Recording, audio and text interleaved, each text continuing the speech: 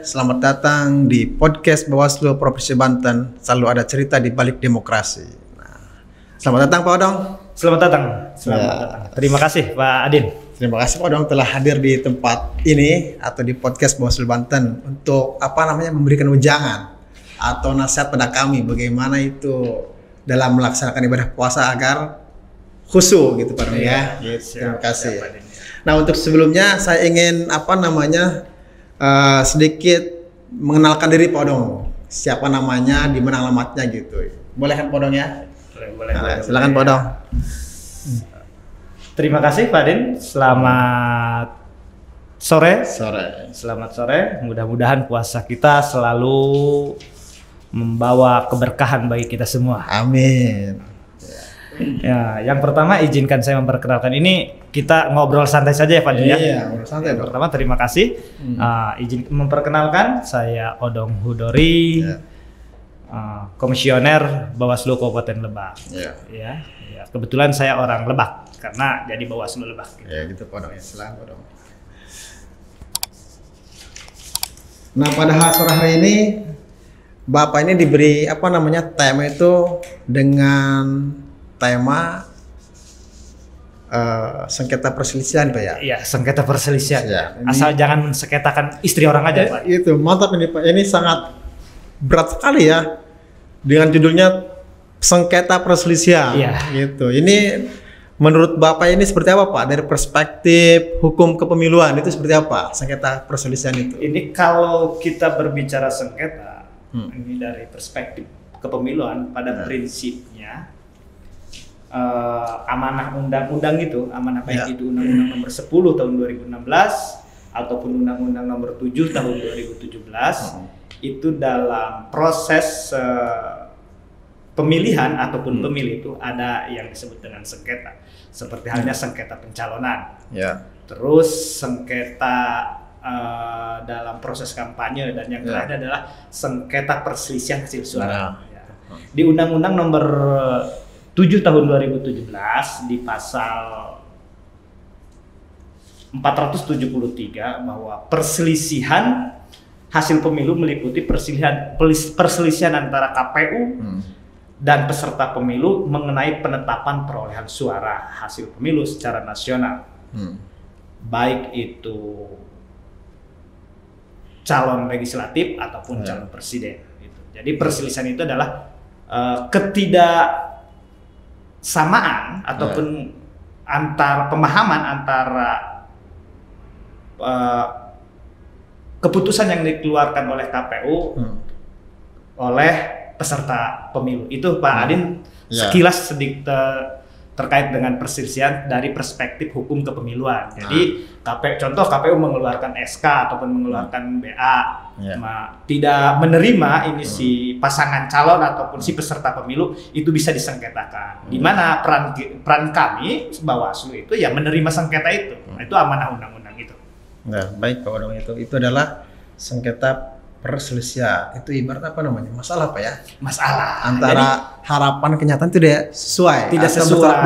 Jadi karena kan namanya juga peserta ataupun si calon tuh inginnya kan yang kalau ingin diterima oleh KPU, tapi pada kenyataannya karena memang KPU contoh bekerja sesuai dengan regulasi yang ada, sesuai dengan aturan ataupun mekanisme yang terjadi, ternyata ada hal-hal yang tidak secara administrasi tidak dilengkapi oleh si pasangan calon ataupun oleh peserta pemilu, maka KPU mengeluarkan contoh ini TSM atau tidak memenuhi syarat ataupun batal ataupun yang lain, maka itu disengketakan. Nah, kaitannya dengan perselisihan hasil, kalau memang perselisihan ini wilayahnya wilayah di Mahkamah Konstitusi, artinya keinginan si peserta ataupun si pasangan calon pemenang ternyata dia kalah dan selisihnya itu dimungkinkan untuk digugat. Di mana itu di wilayah Mahkamah Konstitusi, itu amanah undang-undang. Nah, ini terkait dengan sengketa perselisihan itu dari segi kepemiluan Pak. Dari segi apa Pak? Nilai agama itu seperti apa menurut Bapak itu? Terkait dengan sengketa perselisihan itu dari Bapak dari pandangan agamanya. Gimana Pak itu? Sebenarnya kan kalau kita dari perspektif agama, kebetulan Pak Adin mohon maaf ini saya beragama Islam, karena ini makanya saya mudah-mudahan sebagai Islam yang kafah. Jadi gitu.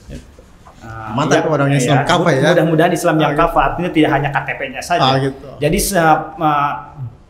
sedikit belajar saya mengenai agama ini bahwa dari zaman dahulu itu perselisihan ada. Ya.